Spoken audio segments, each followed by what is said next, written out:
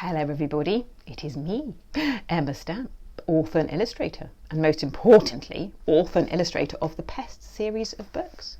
I am here in my slightly smoky basement today to talk to you about the final in the PESTS trilogy. Yes, it's Battle to the End. And I thought I'd read you a chapter from the books. Now you might be wondering why I'm sitting here in this kind of strange sports get-up. Well, it's because in PESTS Battle to the End, pests are up against vermin. The school in the garden shed. It's sports night and they must battle vermin for the trophy, which by the way pests have never won, and vermin are a veritable foe. Now they live in the garden shed and their classroom is in the old lawnmower. So what I thought I would do for you today is I would read you the chapter in the book Vermin, which is where they meet them, and you'll get to find out all about who they are. So if you want to read along, we'll be reading along on page 53. Vermin. I can't help but stare at the dormouse. She is sort of like me and Grandma, and sort of not. Her fur is a gold and red colour, not grey like ours. She is rounder than us, and her tail is fluffy, unlike ours, which are bare. She stares back at me, giving me the kind of look you'd give a foul-smelling lump of rotten food. From out of the mower buzzes a small black and yellow insect. Ah, Sir Sting-a-Lot, there you are, you waspish devil, coos Dr. Kropotkin. Something about the tone of her voice tells me she is not overly fond of him. Kropotkin, he sneers, landing on top of a wobbly stack of plant pots. Lovely to see your pigeonish self too. They both stare at each other. Well, I've already cleared a spot in the basement for the trophy to sit, says Dr. Kropotkin, finally breaking the silence. All we need to do now is give you a thorough thrashing. You thrash us, the hamster growls, its voice gruff and incredibly deep. Pull the other one. You puny lot struggled to beat an egg. Now, Shirley, says Sting-a-Lot smiles. No need to stoop to their petty level of goading. Shirley, whispers Webbo. Yeah, the name's Shirley, growls the hamster. Pet Shop thought I was a girl. You could always change that, adds Underlay helpfully. And why would I want to do that? Shirley sounds offended, something I'm very sure we do not want him to be. Absolutely no reason at all, replies Underlay brightly, clearly sensing the danger too. OK, come on now, darling. Sports night is about action, not words, says Dr. Kropotkin cheerily. Yes, just you wait till you see us in motion, whispers the snail, staring up at us, his eyes narrowing. Don't you mean slow motion, chuckles Webbo under his breath. Snail's pace. What did you just say? Hisses the snail. We all spin around to find him suddenly behind us. I am sly, he whispers darkly, and I am everywhere, and I am nowhere. The two squirrels seem particularly interested in Maximus. Oi, you, whispers one. Yeah, you big nose, titters the other.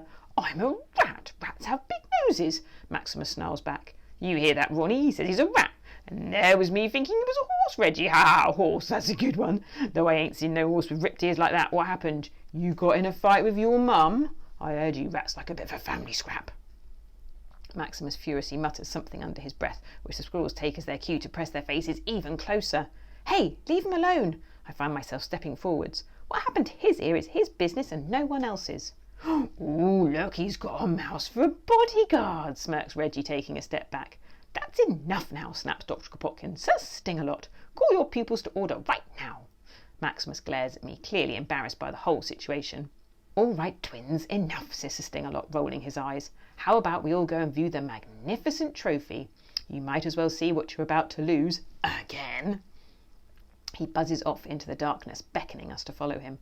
Oi, I don't remember asking you to stick up for me, grumbles Maximus, jabbing me with a sharp claw. In case you haven't noticed, we're a team, and that means we look out for each other. I stare him straight in the eye. I'm beyond tired of Maximus always being so horrible. I brace myself for a nasty response, or worse, some pain. But to my surprise, he simply replies, well, don't do it again. I don't need your help, and sulks off ahead.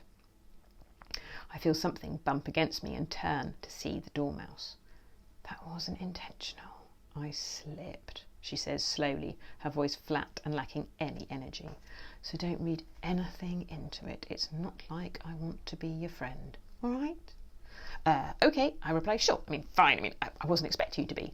She doesn't respond, but continues to look at me coldly. Is she waiting for me to say more? Just because we're both mice, I know that doesn't mean, you know, we're going to have anything in common. What am I doing? It's like her lack of talking is making me talk more. You are a house mouse, She says the words like they're some kind of terrible disease. We have absolutely nothing in common. She lets out a sleepy yawn and falls into line with Ronnie and Reggie. Cool, totally get it. No problemo, I say far too enthusiastically. See, you've met Winks. It's Sly, who's popped up next to me from out of nowhere. Winks, I reply. That's an interesting name. Like 40 Winks. Dawn my sleep about 6 months of the year. She could crash out at any moment.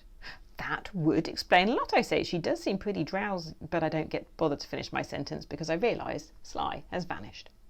We reach an upturned wooden crate at the end of the shed. On top stands a rather chipped, very coffee-stained mug. Behold the magnificence of the Mexico World Cup 86, announces the Sting-a-Lot proudly. Our trophy. V.E.R.M.I.N proudly take their place beside him. Ronnie and Reggie glare at us threateningly, and Shirley reaches into his cheek and pulls out an enormous energy bar. Hey, that's an unfair advantage, says Doug, as Shirley proceeds to break it into chunks and hand it to his classmates. You're just jealous because you don't have one, Shirley grins. Well, guess what? He reaches into his other pouch. I got 2. He pulls out another one and starts to chomp on it himself. You'd be amazed what I can fit in these pouches. Don't worry, darlings, you don't need any fancy pants stuff to help you win, says Dr. Kropotkin, puffing up her chest. There's no substitute for pure skill. Now come along, let's get this competition on the road. I so want to believe she's right, that we do have what it takes, but as I watch V.E.R.M.I.N standing in front of us, aggressively chomping away, I'm not feeling quite as sure as I was. Dudes, prepare yourself, whispers Webbo nervously. I think we're about to get a massive whooping. Well, there we go. If you want to find out who does win, you're going to have to read the book, and maybe there's going to be even more adventures than just Pests versus V.E.R.M.I.N. Just saying, maybe. Well, I hope you've enjoyed my reading. Maybe you've read the other books and you've enjoyed them too. I do hope so. If you'd like to find out more about me, then you can visit emmastamp.com. If you'd find out more about the books, you can visit pestbook.com. And in the meantime, I've got to go off now and write a whole new series of books. So you might not see me for a while. Anyway, have lots of fun whilst I'm busy writing. Take care, guys. Bye-bye.